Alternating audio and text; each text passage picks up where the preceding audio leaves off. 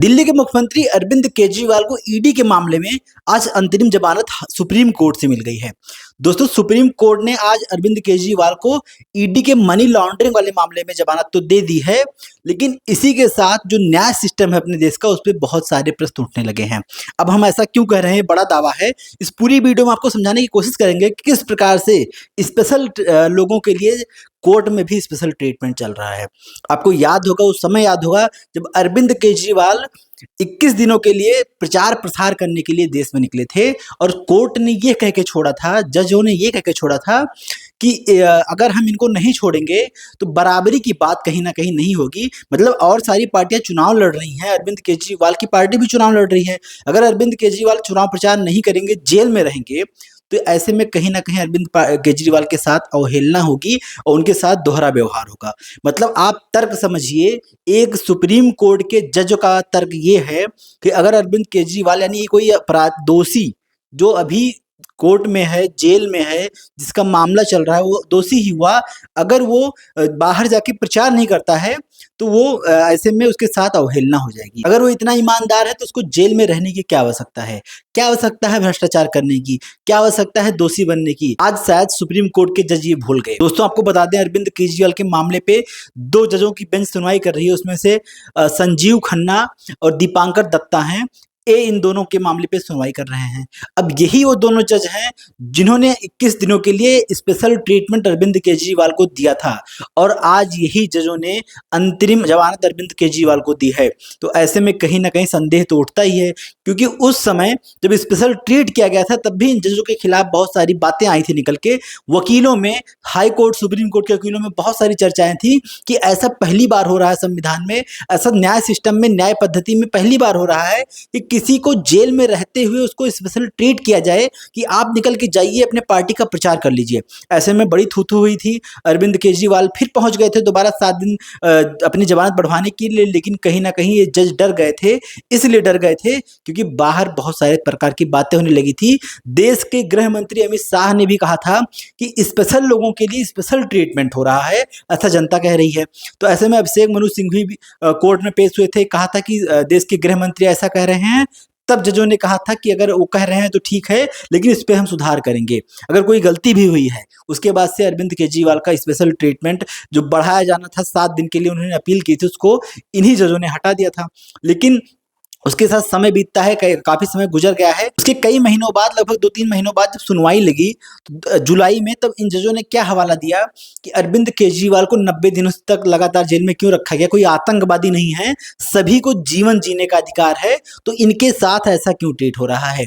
जब जज साहब सभी को जीवन जीने का अधिकार है तो ऐसी कायरतापूर्ण और ऐसे निर्लज्ज भ्रष्टाचार करके नहीं बैठ जाएगा। वो जीवन जीने का अधिकार है तो ऐसे संवैधानिक पदों पर बैठ के मुख्यमंत्री होते हुए भी ऐसा नहीं करेगा कि जिससे कि दिल्ली की जनता या फिर देश की जनता या फिर जो देश है हमारा उसको खतरा हो जाए या उसको संकट हो जाए। दोस्तों, ये वही जज हैं। हम बता दें, जजों में भी अब बड़ा स्पेशल ट्रीटमेंट चलने लगा है। जज भी कैसे आ रहे हैं हम आपको बताते हैं। ये जो जज हैं, ये कहीं ना कहीं इनके पिताजी भी जो रहे हैं या इनके कोई ना कोई रिश्तेदार या कोई ना कोई नातेदार कहीं ना कहीं सुप्रीम कोर्ट, हाई कोर्ट में रहे हैं।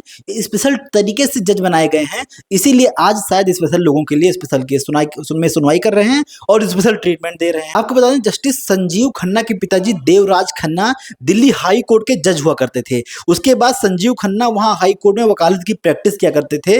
लेकिन जज कैसे बन गए? वकालत तो वहां चलती नहीं थी, लेकिन जब इनको अवसर मिला जज बनने का तो ये फटाक से जज बन गए। जो कॉलेजियम सिस्टम जो बना हुआ है, जिस प्रकार से ये स्पेशल ट्रीट पा जाते हैं और जज फटाक से बन जाते हैं, क्योंकि आपको बता दीजिए, जो वकील होते हैं हाई कोर्ट और सुप्रीम कोर्ट के लेवल के वकीलों को की कमाई जो होती है वो जज के साल 2 साल की जो कमाई होती है उसमें एक केस में लोग अपनी फीस पा जाते हैं। इतना ज़्यादा कमाते हैं, तो इनको क्या जरूरत थी जज बनने की, क्योंकि वकालत तो इनकी चल नहीं रही थी। तो ऐसे में ये इन्होंने फटाक से ये मौका पाते ही तुरंत जज बन गए। लेकिन दोस्तों, आपको बता दें, जज बनने के बाद आप लोगों को स्पेशल ट्रीट क्यों कर रहे हैं, ये बहुत बड़ा प्रश्न उठ रहा है।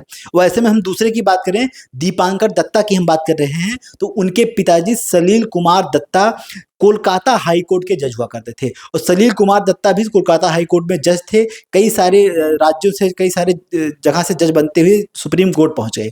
और ये भी बता दें कि सलील कुमार दत्ता के brother in law supreme court के जज हुआ करते थे। तो ऐसे में सलील कुमार दत्ता का ही बैकग्राउंड यही है और इसी प्रकार से सलील कुमार दत्ता भी लोगों को स्पेशल ट्रीट कर रहे हैं।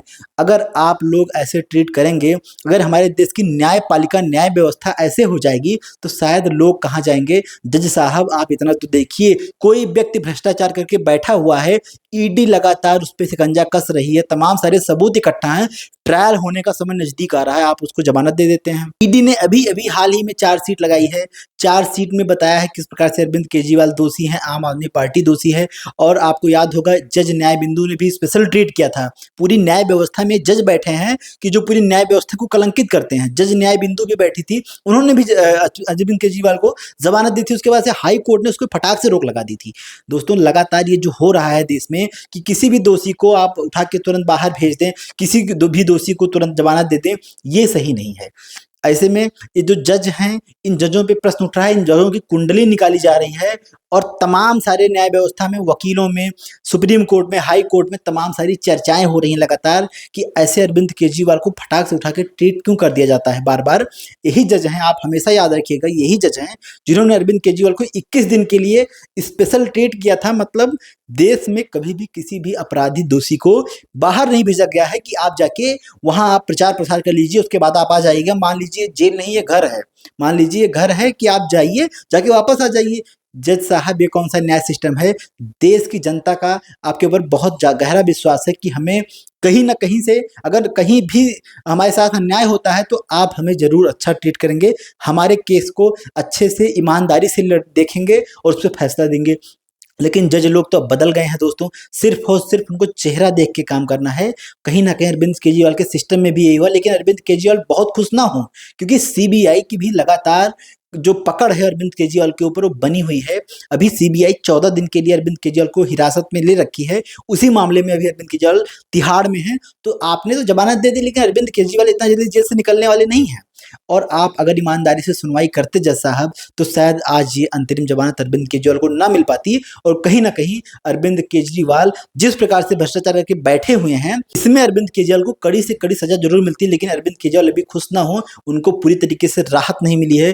इस मामले पे जरूर विचार होगा, इस मामले पे जरूर अभी ईडी जिस प्रकार से उन्होंने अपनी चार्जशीट लगाई है, उसके बाद सीबीआई का भी जो मामला अटका हुआ है, तो छूटने वाले तो अरविंद केजरीवाल नहीं है। फिलहाल जजों को जरूर सोचना चाहिए कि हमारे देश का न्याय सिस्टम कैसे बेहतर हो सके या कैसे अच्छा चल सके। हमें किसी का चेहरा देख के उसके साथ स्पेशल ट्रीट नहीं करना है।